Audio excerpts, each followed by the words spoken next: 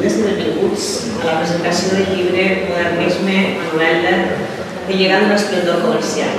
Presentar-vos ara a dos dels autors del llibre. Un és Daniel Climent Giner, és llicenciat en Ciències Químiques per la Universitat Complutense de Madrid, és professor jubilat de Ciències de la Natura, és un bon investigador i un gran divulgador etnobotànic. De la mateixa manera, i acompanyant-lo sempre, Carles Martín Cantarino, que és doctor en Biologia i desenvolupa la seva activitat professional com a professor d'Ecologia a la Universitat d'Alacant. I, com estava comentant també, és també un gran investigador i divulgador etnobotànic. Moltíssimes gràcies. Un minut, tan sols.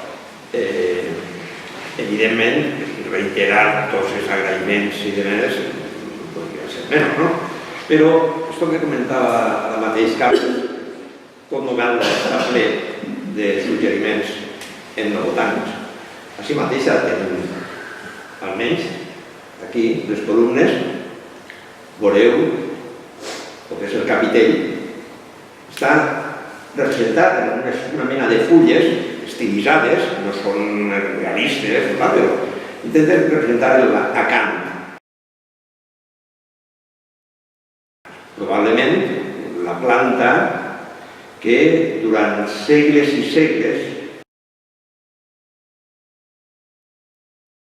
ha transitat per pràcticament tots els estils artístics i també ha arribat així, arrel del modernisme, i el tenim en aquestes columnes, amb tota la seva història i valor simbòlic, perquè darrere d'aquest acant, de la fascinació per l'acant, per les fulles que ornen els capitells de les columnes, hi ha una història trista, però trobem que molt suggerent. Allà pel segle V abans de Crist, Corint era probablement la ciutat més poderosa de tota Grècia, abans que Atenes, fins i tot. I era un moment de transició d'estils arquitectònics, que en aquell moment era fonamentalment l'estil dòric, i columnes bastant sòbries.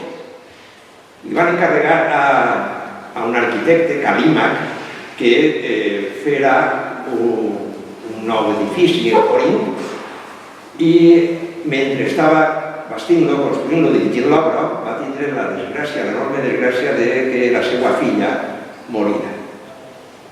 Compungit, apenat, evidentment, la va soterrar i va posar damunt de la seva tomba una cistella amb flors. I la va cobrir amb una teula.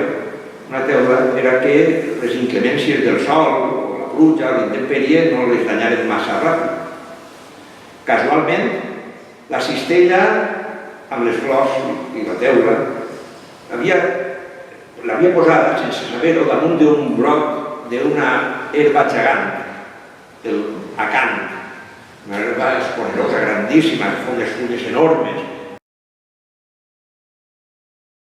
Ara mateix en els jardins n'hi ha, i després tot un espió floral bellíssim.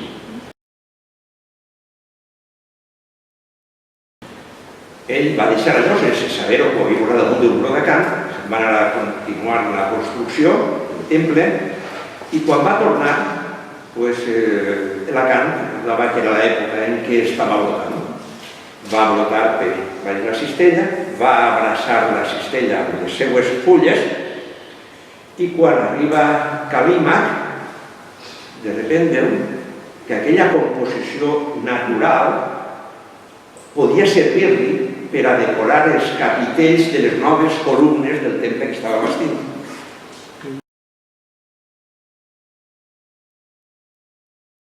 Pensat i fet, va traslladar a aquests temples aquesta mena de record a la seva filla. Una cosa tan bella va fascinar tantíssim que els demés estils arquitectònics han agafat la idea. I ho tenim avui en dia també ahí, amb unes fulles emboliquen una mena de cistella que estaria dins, coberta per una teula, seria l'arquitrau d'Eidal, almenys en els temples que després s'ho modificat. Els artistes també han posat la seva impronta.